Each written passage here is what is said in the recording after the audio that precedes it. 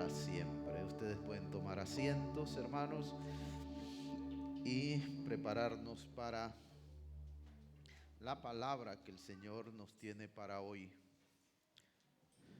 para que juntos revisemos su palabra y saquemos todo el provecho que de ella podemos sacar. Así que pues estamos listos. Les saludamos a todos los aquí presentes, saludamos a los que a través de YouTube están sintonizados con esta transmisión, con esta reunión, y les bendecimos en el nombre de nuestro Señor Jesucristo. Dicho esto, entonces les invito a que vayamos a un texto bíblico que es la base de lo que vamos a compartir hoy. No tenemos presentación, pero pues voy a tratar de ir con calma y vamos a ver qué podemos hacer. Hechos capítulo 17, versos 16 hasta el 31. Leemos allí la palabra de Dios. Repito, Hechos capítulo 17, versos 16 hasta el verso, hasta el 31. Tengo la Reina Valera del 60. En esta versión el texto dice así: mientras Pablo los esperaba en Atenas, su espíritu se enardecía viendo la ciudad entregada a la idolatría. Así que discutía en la sinagoga con los judíos y piadosos y en las plazas cada día con los que concurrían. Algunos filósofos de los epicúreos y de los estoicos disputaban con él, y unos decían: ¿qué querrá decir este palabrero? Y otros: parece que es predicador de nuevos dioses, porque les predicaba el evangelio de Jesús y de la resurrección. Y tomándole le trajeron al Areópago diciendo: ¿podemos saber qué es esta nueva enseñanza de que hablas? Pues traes a nuestros oídos cosas extrañas.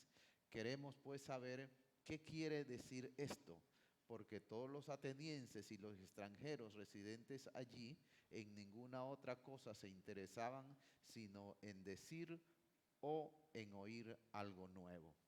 Entonces Pablo, puesto en pie en medio del Areópago, dijo: varones atenienses, en todo observo que sois religiosos, porque pasando y mirando vuestros santuarios, hallé también un altar en el cual estaba esta inscripción: al Dios no conocido. Al que vosotros adoráis, pues sin conocerle, es a quien yo os anuncio: el Dios que hizo el mundo y todas las cosas que en él hay, siendo Señor del cielo y de la tierra, no habita en templos hechos por manos humanas, ni es honrado por manos de hombres, como si necesitase de algo, pues él es quien da vida a todos y aliento y todas las cosas. Y de una sangre ha hecho todo el linaje de los hombres, para que habiten sobre toda la faz de la tierra, y les ha prefijado el orden de los tiempos y los límites de su habitación, para que busquen a Dios si en alguna manera, palpando, puedan hallarle, aunque ciertamente no está lejos de cada uno de nosotros. Porque en él vivimos y nos movemos y somos, como algunos de vuestros propios poetas también han dicho, porque linaje suyo somos. Siendo pues linaje de Dios, no debemos pensar que la divinidad sea semejante a oro o plata o piedra, escultura de arte de imaginación de hombres. Pero Dios, habiendo pasado por alto los tiempos de esta ignorancia, ahora manda a todos los hombres en todo lugar que se arrepientan, por cuanto ha establecido un día en el cual juzgará al mundo con justicia, por aquel varón a quien designó, dando fe a todos con haberle levantado de los muertos. El texto de manera inmediata cuando comenzamos nos hace saber que esta historia o este acontecimiento se desarrolla en Atenas. Atenas, capital de Grecia, que debe su nombre Atenas a la diosa Atenea, que tiene su origen en la mitología griega.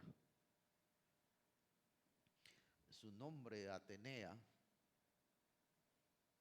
es una palabra compuesta no perteneciente al idioma griego, sino a una lengua mucho más antigua, y que significa madre en las alturas, madre de las virtudes. De tal manera que solo al escuchar el nombre nos podemos dar cuenta de cómo estaban los atenienses y los griegos inmersos y orgullosos de aquello a lo cual le profesaban fe. Llegó a ser tan notorio la dedicación a Atenea que esa creencia gobernaba mucho del mundo alrededor del mar Mediterráneo. Muchos pueblos rendían culto y adoración a la diosa Atenea. Se encontraba Pablo allí, precisamente como quien dice, en la Meca de aquella creencia. Y Pablo en Tesalónica, cuando pasó por Tesalónica, todo eso es parte del mundo griego. Tesalónica es la que hoy conocemos como Salónica. Ya él les había dicho a la gente en Tesalónica que la razón de su existir era demostrar que Jesús, a quien él predicaba, era el Cristo. Esa era su razón de vivir. Por eso él vivía y iba de ciudad en ciudad, de lugar en lugar, y predicaba precisamente de Cristo, hablaba de Cristo. Y les decía a la gente y trataba de probarle a través de la historia y de las escrituras de la Biblia, del Antiguo Testamento, que Jesús era el Cristo.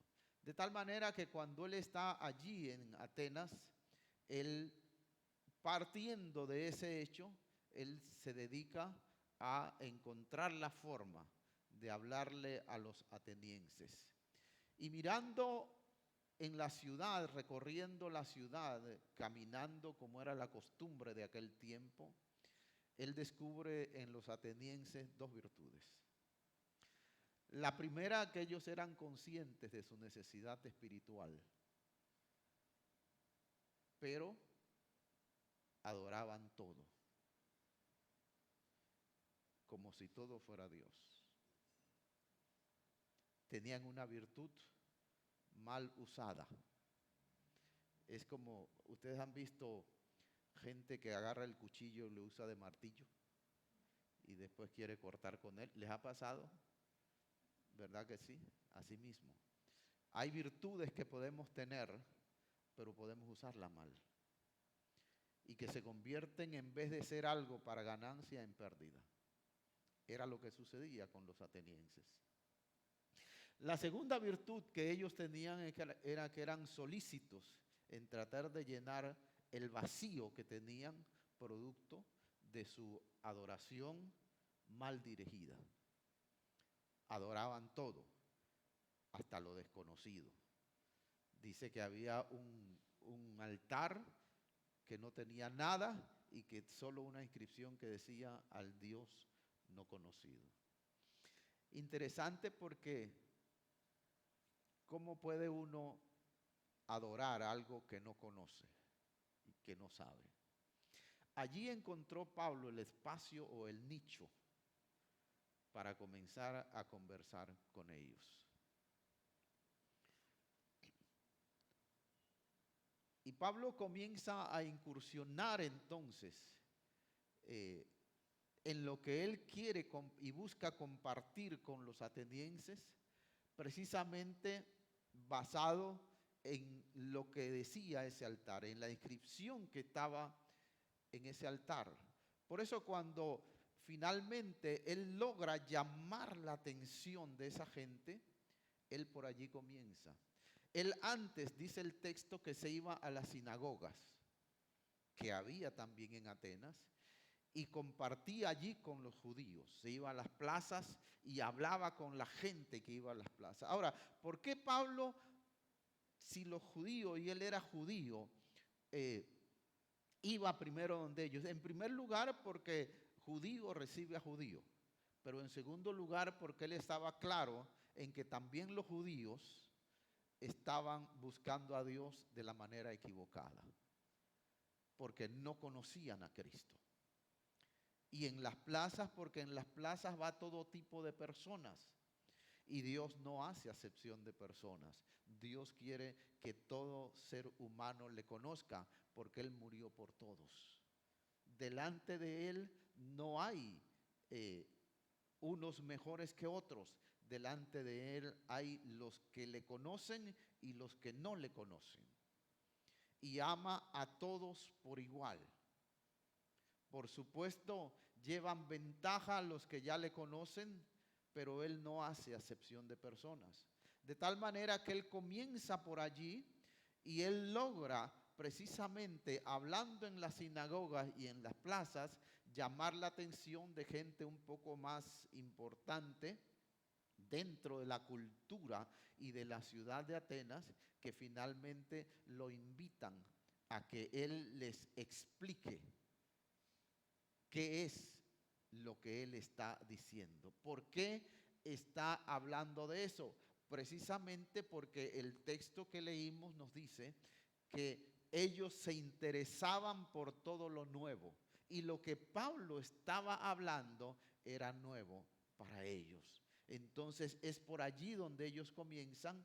Y Pablo, por supuesto, entendiendo que ellos tenían fe, lo que él busca es dirigirlos a ejecutar o a ejercer su fe o a posicionarla sobre lo correcto.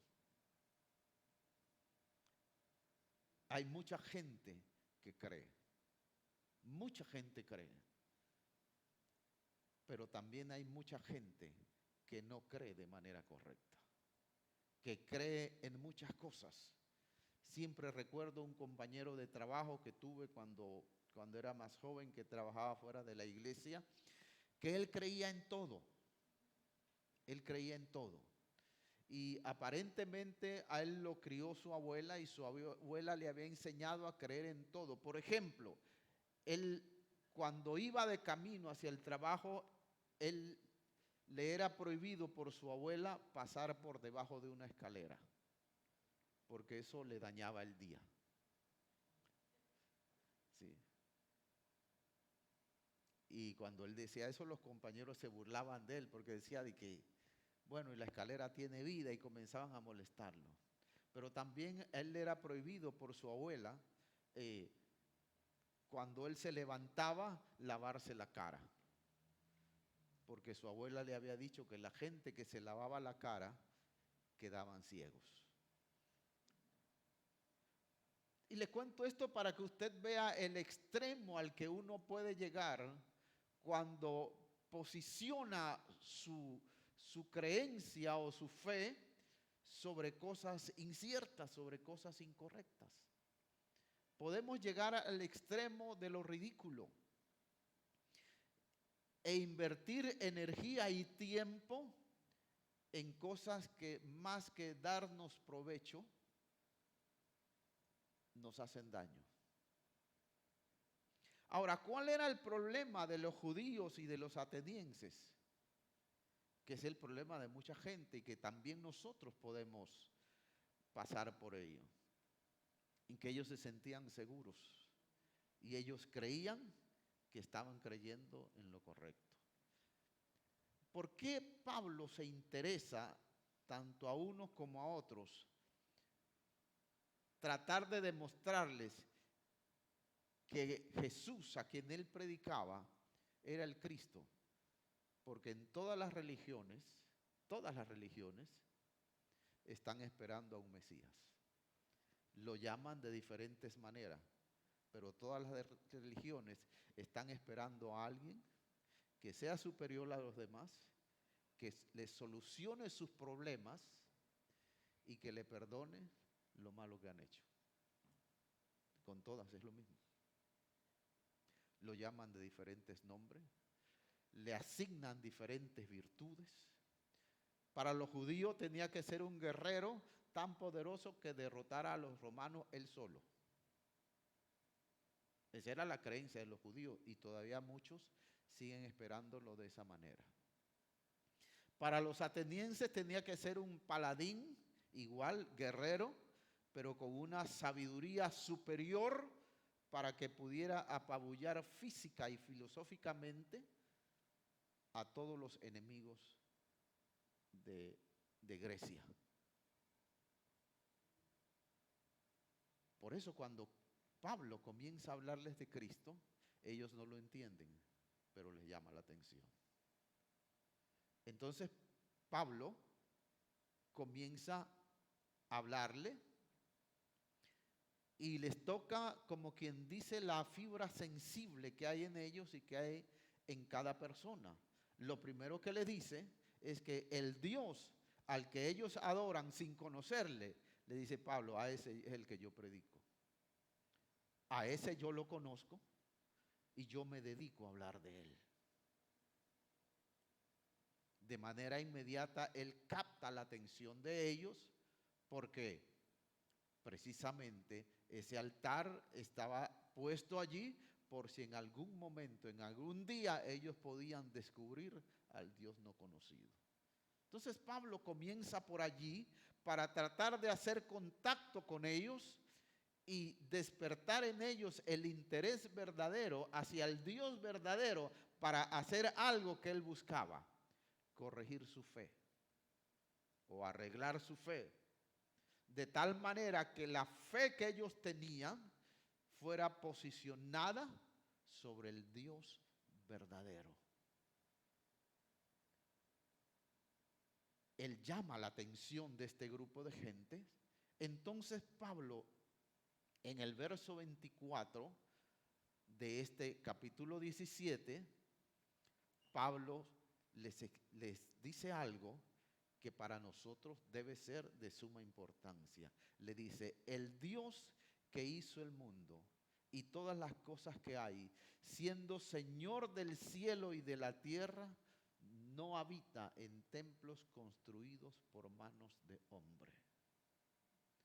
Número uno, Dios no habita en este lugar. Dios está interesado que su espíritu habite en ti, en ti, en ti, en ti y en mí. Porque los seres humanos no somos capaces de construir un templo que merezca tener la presencia de Dios. Por eso Él busca que nosotros seamos sus templos, porque nosotros somos hechura suya. Es a nosotros a quien Él busca. Los espacios le pertenecen a Él. Para Él no hay nada y realmente no existe nada que sea mejor que lo que hace Dios. Entonces Pablo desde el principio les aclara que Dios no está interesado y por tanto no habita en la gran cantidad de templos que ellos tienen por toda la ciudad. Porque Dios no habita en templos que hacen los hombres, porque los seres humanos solo sabemos hacer cosas imperfectas. Nuestra humanidad limitada, temporal e imperfecta produce cosas imperfectas. De hecho, la Biblia nos dice que Dios creó al hombre perfecto, pero el hombre se ha dañado la vida. Por eso es que Dios busca habitar en nosotros. Su espíritu fue enviado para habitar en nosotros. Cuando Él en principio dio vida al hombre, Él sopló aliento de vida en su nariz, dice el texto, en el ser humano, en el hombre. en aquel cuerpo que Él había creado. Y así tuvimos aliento de vida. Él no sopló al vacío, no sopló al aire. Él sopló al ser que acababa de crear y le dio vida, aliento de vida. Entonces Pablo aquí está dirigiendo su enseñanza para que la gente entienda que la fe que tienen está mal ubicada. Nunca van a lograr y nunca vamos a lograr que Dios habite en espacios construidos por seres humanos, porque ya Dios definió que el templo para su espíritu somos nosotros. Cada hombre y cada mujer que le acepte a Él, que le conozca, que viva para Él. Ese es el templo que Dios anhela. Les da allí y nos da a nosotros, por supuesto, la enseñanza de que el Dios, Él es creador de todas las cosas. Todo lo que existe fue creado por Él y sin Él nada de lo que fue hecho, de lo que ha sido hecho, fue hecho. Todo, sin excepción. Y habrá quien diga, bueno, pero tal persona o tal inventor creó tal cosa. No, modificó lo que ya Dios existía y aún más. Dios le dio la capacidad y la inteligencia para que lo pudiera hacer. De Dios recibimos todo. Por eso dice el escritor bíblico que toda buena dádiva y todo don perfecto desciende del Padre de las luces, en el cual no hay ni mudanza ni sombra de variación. Él hoy sigue siendo el mismo que predicaba Pablo hace más de 2000 años. Y que está interesado en el hombre y la mujer de este tiempo, al igual como lo estuvo interesado en aquella época. Y sigue siendo el mismo Dios el que creó, dice Pablo, el que creó el mundo y todas las cosas que en él hay. Además es Señor del cielo y de la tierra. Ese es el Dios que Pablo predicaba. Es el Dios en el que nosotros estamos creyendo. Es el Dios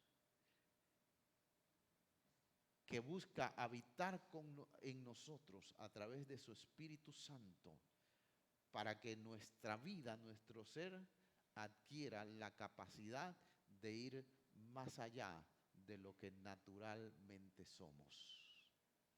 Por eso es que el creyente, una vez que se hace creyente en Jesucristo y acepta y entiende y se da cuenta de que el Espíritu Santo de Dios habita en él, puede optar por cosas que nosotros los seres humanos no podemos producir, porque a partir de allí ya no dependemos de nosotros mismos, sino de Dios en nosotros.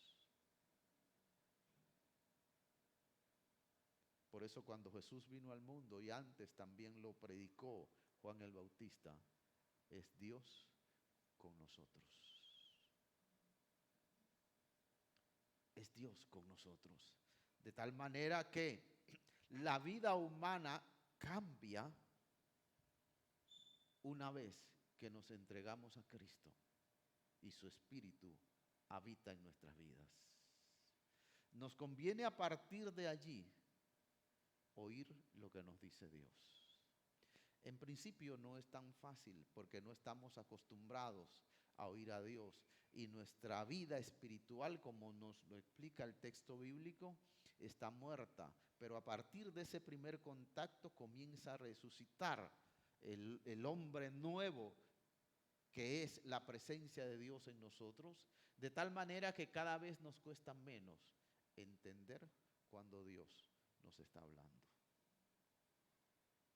Cada vez nos cuesta menos porque nos vamos familiarizando con la voz de Dios y ya vamos entendiendo cuando Dios dice sí y cuando Dios dice no, cuando Dios dice por aquí sí y por aquí no. Y nos vamos dando cuenta también que lo que Él nos dice es lo que nos conviene. En lo que Dios nos manda, siempre hay ganancia. A veces parecen cosas absurdas, pero cuando le obedecemos, descubrimos que Él siempre tiene la razón. Él siempre sabe más que usted y que yo. Nos conviene oírlo. Nos conviene saber que Él nos está hablando.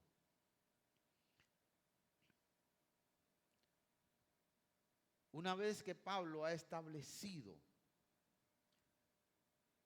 y ha aclarado quién es Dios y qué es lo que Dios busca, entonces Pablo continúa otra vez teniendo en cuenta quiénes son los atenienses y cómo piensan, porque él estaba familiarizado con la cultura griega. Entonces él comienza ya no a hablarles de Dios, sino de lo que Dios ha hecho con el ser humano, de dónde venimos y por qué estamos aquí. Escuchemos lo que dice el verso 26.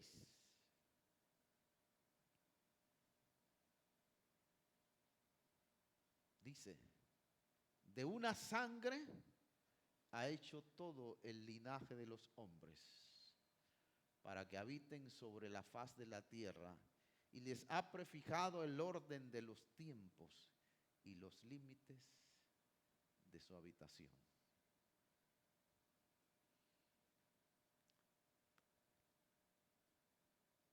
En la traducción Biblia de Dios, Palabra de Dios para Todos, dice, de un solo hombre Dios creó todos los distintos seres humanos para que habitaran en todo el mundo, y determinó cuándo y dónde debían vivir. La ciencia hoy se encarga de encontrar el rastro de la procedencia de los seres humanos. Y cada vez que se hace un experimento, se confirma exactamente lo que la Biblia dice. Todos los seres humanos procedemos de una sola persona inicial creada por Dios. ¿Por qué Pablo apunta a eso? Porque los atenienses creían en los niveles sociales y en que había gente más importantes que otras. Ojalá eso se hubiera quedado en aquel tiempo y en aquella época. Lastimosamente hoy todavía sigue habiendo gente que piensa que valen más que otros, que hay razas superiores, como lo pregonaron, y en nombre de eso destruyeron a mucha gente los alemanes. Hay todavía gente que sigue pensando de esa manera, que son superiores y que hay otros que son inferiores. Delante de Dios no hay nadie mejor que otro, porque el que nos creó estableció nuestro origen a partir de una persona, y de allí venimos todos. No importa dónde vivamos, no importa cuál sea nuestro apellido, no importa qué hayamos logrado por amor o por misericordia de Dios, todos venimos de uno solo. Y ese uno solo fue creado por Dios. Entonces Pablo tira abajo esa creencia de los atenienses, haciéndoles entender que todos procedemos de uno. Y es una sola raza, la raza humana. Porque a veces nos sentimos encumbrados y sentimos que somos y somos. Recuerdo una anécdota que se habla, que se cuenta de un hombre que quería pertenecer a la realeza y tenía mucho dinero, y claro, con el dinero que tenía hacía cosas y cada vez se mostraba y se presentaba más como superior a los demás, y pagó para que le descubrieran su linaje, de dónde él procedía, para tratar de demostrar que él sí era superior a los demás y que en su pedigrí no había nadie malo. Y comenzaron los investigadores a buscar y a buscar y a buscar y a buscar. Y descubrieron que uno de los hombres más importantes en la historia de había sido un ladrón de caballos.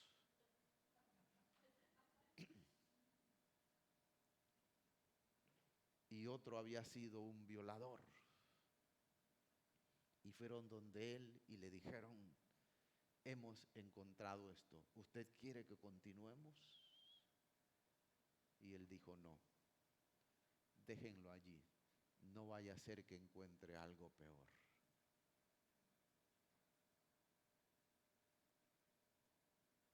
Todos venimos de lo mismo. Recuerdo una joven de ojos azules que decía que venía de Suecia y que era y que era y que era. Y un día se le ocurrió decirlo delante de su abuelita y su abuelita le dijo: ay, niña, bájate de ese pedestal. Mi bisabuela era negrita, de cabello que le dificultaba peinarse. Y le dijo: todos somos la misma raza y no hay nadie mejor que nadie. Estamos aquí por misericordia de Dios. Porque Dios, que nos creó desde el principio, ama a unos y a otros, y a todos nos da la misma oportunidad. De hecho, el compromiso de Dios es que a todos nos da tiempo y oportunidad para que le conozcamos. Pablo tira abajo esa creencia de los atenienses para demostrar que los seres humanos todos somos iguales. No hay raza mejor ni raza superior. No hay quien pueda decir yo soy y otro que pueda sentirse que no es, porque todos somos lo mismo. Todos sin excepción somos lo mismo. Dice en el verso 27, el apóstol Pablo le dice a los atenienses que todo eso que Dios ha hecho, lo ha hecho porque Dios quería que la humanidad lo buscara. Y aunque fuera a tientas, lo encontrara. Pero dice, pero en realidad Dios no está lejos de ninguno de nosotros. Es cuestión de decidirse y creer y decirle: Señor, aquí estoy. Yo recuerdo cuando, eso nunca lo voy a olvidar, cuando conocí al Señor. Tenía todo, tenía futuro humanamente, pero estaba vacío.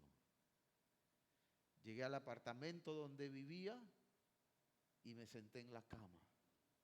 Tenía un reloj así enfrente como ese así. Lo había puesto allí para que al acostarme saber qué hora era y al levantarme saber qué hora era. Estaba así, exactamente como ese, delante de mí. Me senté ahí y miré el reloj. Eran las 6 de la tarde en punto. Y me quedé pensando, ¿y ahora qué? Y dije: Dios, si tú existes, haz algo conmigo porque estoy vacío, no sé qué hacer. Si tú eres real, haz algo conmigo. Me tiré para atrás en la cama. Según mis cálculos, abrí los ojos y yo pensé que había dormido entre 1 y 5 minutos. Miré el reloj, marcaba las 6. Miré la ventana, miré alrededor, me di cuenta que eran las 6 de la mañana. Había dormido 12 horas ininterrumpidamente, ni siquiera subí los pies a la cama. Y algo había cambiado. Yo no sabía qué era, pero algo había pasado. Dios había respondido mi oración, había hecho algo. Yo ya no era el mismo. Una simple oración de alguien que ni siquiera sabía cómo hablar con Dios. Tenía razón Pablo cuando dijo, Él ni siquiera está lejos de nosotros. Está allí, porque Él es omnipresente. Está en todas partes. Por eso dijo Jesús, donde haya un verdadero adorador, que le adore en espíritu y en verdad. Allí está Dios. Y esa es la adoración que Él busca, que le den a Él. Es la que Él merece, porque Él es el Dios verdadero. No hay que buscar un gran lugar. No hay que poner almohadas y toallas y un lugar acolchonado para hablar con Dios. Dios habla con el enfermo que está en un lecho donde ni siquiera se puede levantar. Dios habla con el que está encarcelado en la mazmorra más terrible, donde la higiene es extremadamente mala. Dios lo escucha. Dios habla con el anciano y con el niño abandonado que sufren en soledad. Allí está Dios.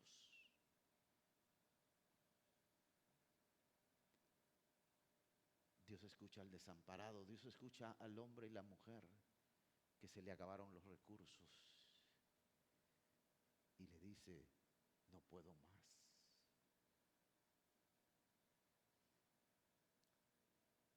Dios escuchó a David cuando David le dijo, Dios, ¿sabes qué? Tengo miedo. Los demás lo tenían por guerrero y el mejor guerrero. Pero en su soledad, David le dijo, Dios, tengo miedo. Porque mis enemigos me acechan, ya están cerca. ¿Y sabes cuál es el problema? Que son más numerosos y más poderosos que yo. Tengo miedo. Y Dios le dijo, tranquilo, yo te doy la victoria. ¿Sabe por qué? Porque Dios escucha al que le habla. El Señor no necesita intermediarios. Él es el intermediario. Él es el intermediario. Por eso Él busca que nosotros le hablemos y que le hablemos directo. Eso era lo que no habían entendido los atenienses y que hoy día muchos no hemos entendido. Que a Dios se le habla directamente y no hay que escoger palabras, se le habla como a un amigo. Señor, esto es lo que hay en mi corazón. ¿Y sabes qué? Dios hoy sigue respondiendo como siempre lo ha hecho a los que le buscan. Hay testimonios, muchos testimonios de gente que le ha hablado y Dios le ha respondido. El apóstol Pablo le dice a los atenienses en el verso 28, al final de cuentas, somos linaje de Dios.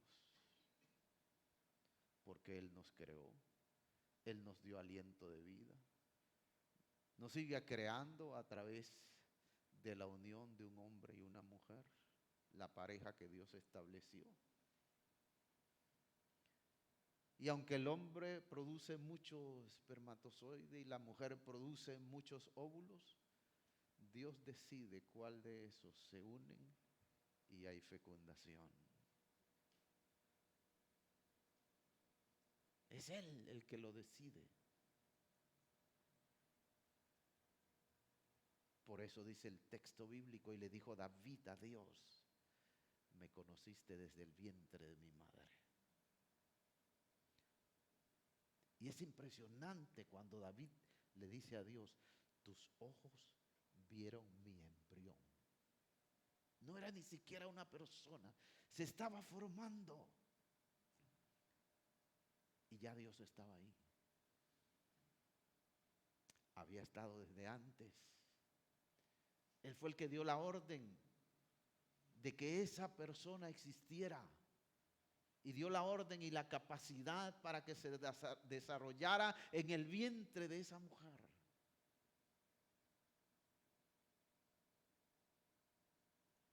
Fue Él, nadie más.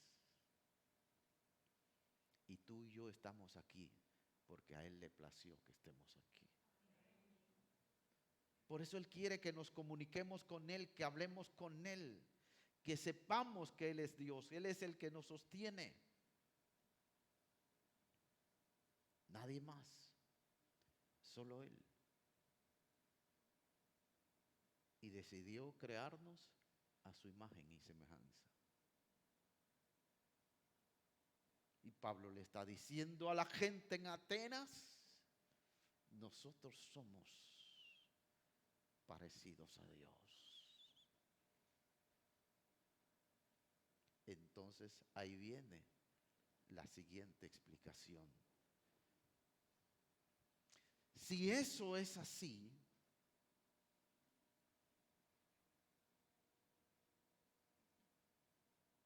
no podemos pensar que Dios es una escultura o un arte de imaginación de hombres. Ese es un error y hay que corregirlo. Porque los que son parecidos a Dios somos nosotros, no las creaciones inertes producto de la mano y de la imaginación del hombre. ¿Qué nos quiere decir eso? Que Dios es vivo. Con Él podemos hablar, con Él podemos comunicarnos, delante de Él podemos llorar, podemos alegrarnos. Con Dios podemos estar en silencio y Él nos habla.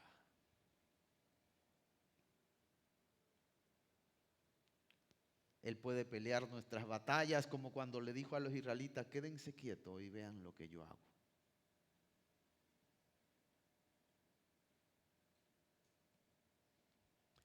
Él puede oírnos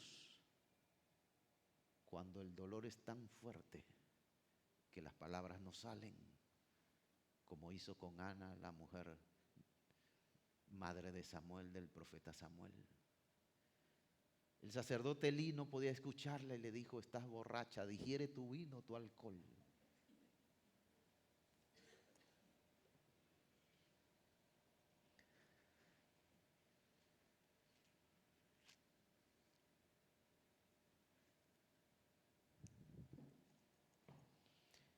Ella le dijo, Señor, no estoy borracha, tengo dolor.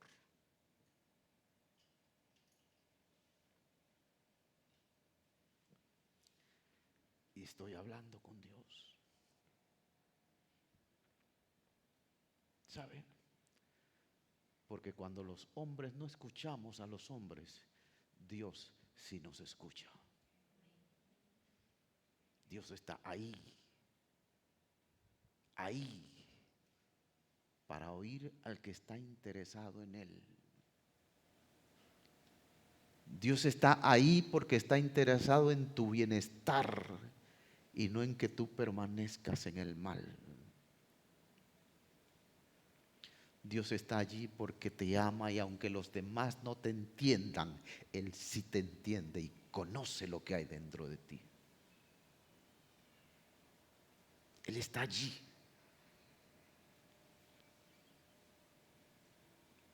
Porque es Dios vivo. Sabe lo que tú sientes, sabe lo que te pasa, sabe lo que pasa por tu mente, sabe lo que hay en tu corazón. Sabe cuando estás luchando con tus propias fuerzas y sabe cuando ya no puedes más.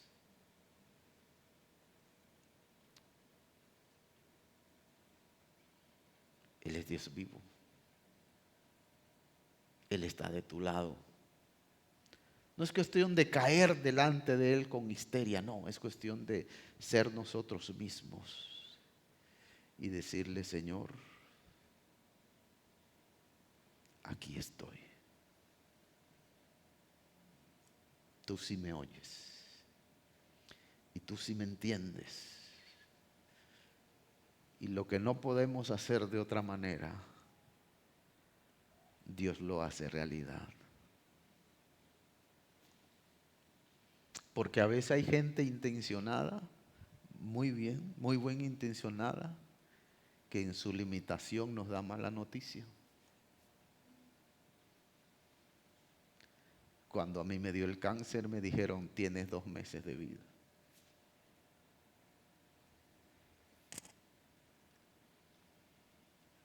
Y yo dije, Señor, si quieres que me muera, me voy tranquilo, me voy contento, pero te hago saber que no me quiero morir. Y creo que eso lo decides tú. Yo al Señor así le hablo, porque ya aprendí que las palabras y las poses rebuscadas y todo lo demás, eso delante de Dios no sirve. Bueno, hace 12 años que me dijeron que iba a vivir 2 meses nada más.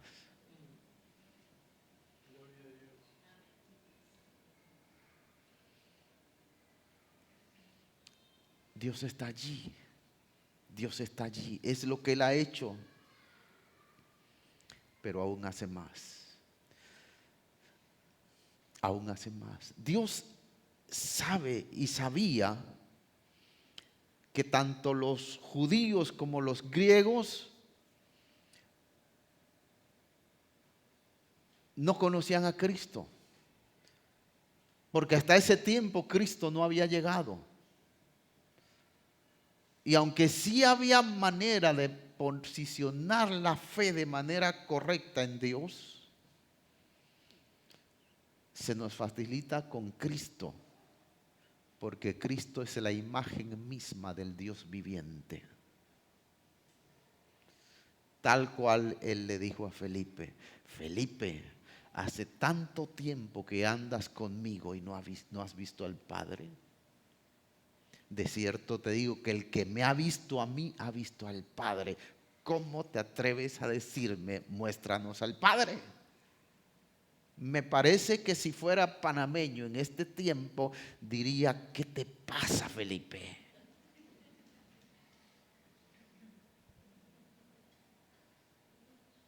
¿Qué no estás viendo bien, Felipe? ¿Que te has olvidado de lo que he hecho delante de ustedes, Felipe?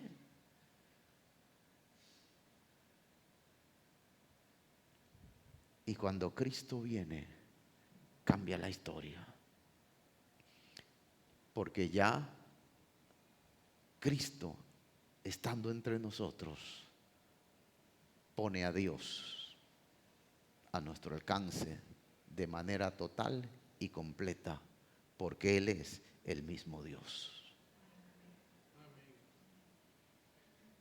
Entonces dice el apóstol Pablo a los atenienses, Dios pasa por alto todo el tiempo de esa ignorancia en que la gente buscaba a Dios y posicionaba su fe sobre cosas incorrectas.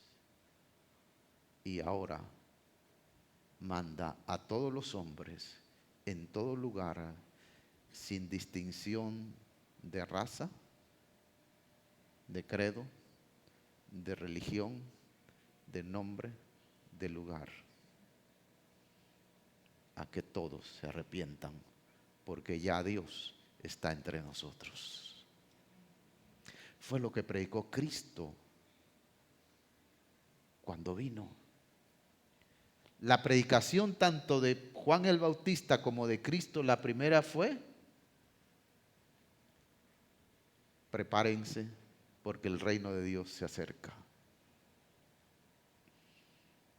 Y después del bautismo de Cristo, la predicación tanto de Juan el Bautista como de Cristo es, arrepiéntanse porque Dios está entre nosotros. Su reino está entre nosotros.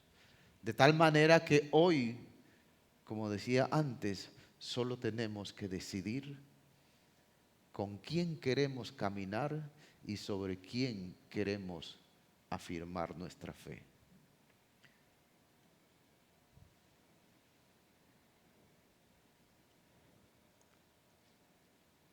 Dijo el escritor de Hechos, el que se piensa que es Lucas, en el capítulo 4 de Hechos, el verso 12, porque no hay otro nombre debajo del cielo dado a los hombres en que podamos ser salvos. Solamente Jesucristo, el Hijo de Dios.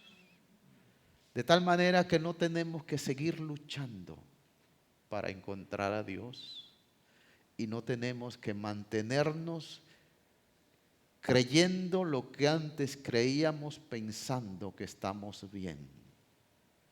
Es cuestión de revisar nuestra práctica de fe y descubrir lo siguiente: si nuestra fe está en Cristo, adelante, dale marcha, no te detengas. Si no está en Cristo, necesita corrección, porque Cristo es la roca cuya obra es perfecta y vino para darnos vida y vida en abundancia. ¿Qué respondemos a lo que el Señor nos dice a través de Pablo en este texto? ¿Queremos seguir tal cual? ¿O en esta hora decimos, Señor, quiero hablar contigo? Quiero revisar mi fe. Nos colocamos en pie y tenemos una palabra de oración.